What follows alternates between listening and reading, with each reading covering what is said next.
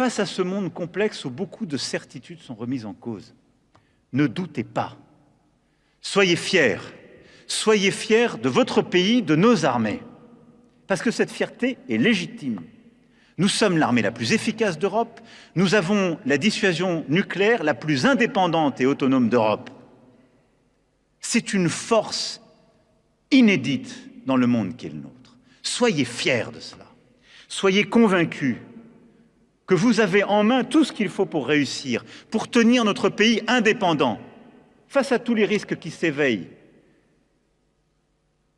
Mais nous, Français, nous ne sommes pas les spectateurs ou les commentateurs du monde. Nous devons être à chaque instant déterminés. Nous sommes là pour agir pour prendre l'initiative, pour nous protéger, pour produire ce qu'il faut pour cela, pour redéployer de nouvelles capacités, agir dans l'immédiat pour protéger et aider tous nos alliés lorsqu'ils sont menacés, agir pour être des acteurs de stabilité partout où nous sommes engagés. Alors en ce début d'année, soyez déterminés et soyez en action, à l'offensive, au service de la stabilité et de la paix. Soyez fiers, soyez déterminés, ne subissez jamais et avançons. Parce que nous avons tout pour cela, tout pour le faire. Parce que c'est exactement l'histoire de notre pays. Parce que nous avons cette force et parce que nous continuerons de l'avoir.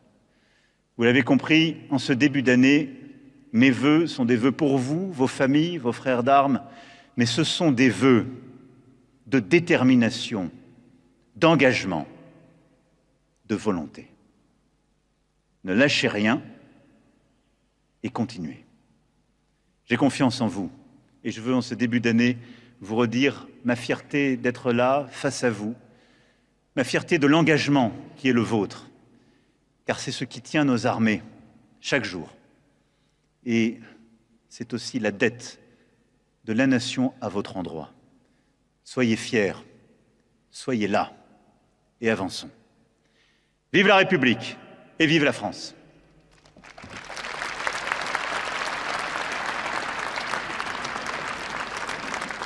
Nous avons aussi, depuis 9 ans, constamment porté la nécessité de renforcer l'autonomie stratégique européenne et de la renforcer pour nos armées.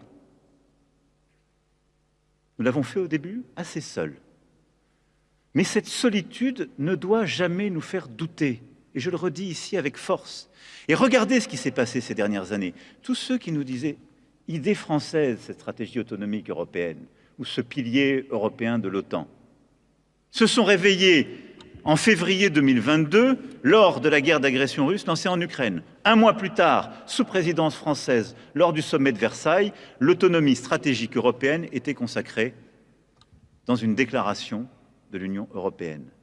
3 ans plus tard, mars 2025, un Conseil européen venait reconnaître l'engagement européen, le pilier européen de la défense, les financements décidés par l'Union européenne pour soutenir les efforts des armées européennes en ce sens.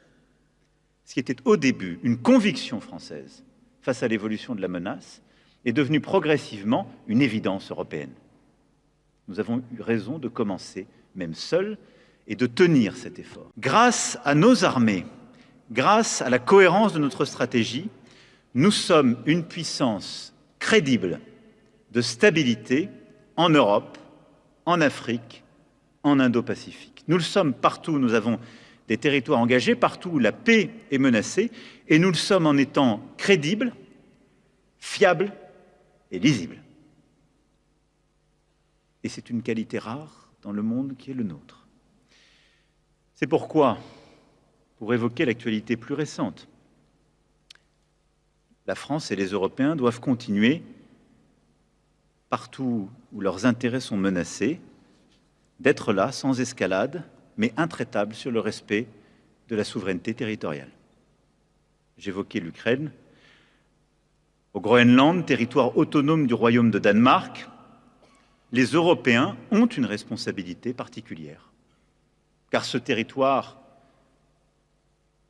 appartient à l'Union européenne, car ce territoire est aussi celui d'un de nos alliés de l'OTAN. La France a décidé de se joindre à l'exercice qui a été programmé et lancé par le Danemark de manière souveraine et indépendante dans le cadre d'Arctic Endurance. Une première équipe de militaires français est déjà sur place et sera renforcée dans les prochains jours par des moyens terrestres, aériens et maritimes. Et je remercie le SEMA d'avoir rapidement, au contact de son partenaire danois, organisé les choses et su répondre présent aux demandes très concrètes qui étaient formulées. C'est le rôle que la France doit jouer, celui d'être disponible face à l'évaluation de la menace, de savoir s'adapter et d'être aux côtés d'un État souverain pour protéger son territoire. Jelajahi cara baru mendapatkan informasi. Download Metro TV Extend sekarang.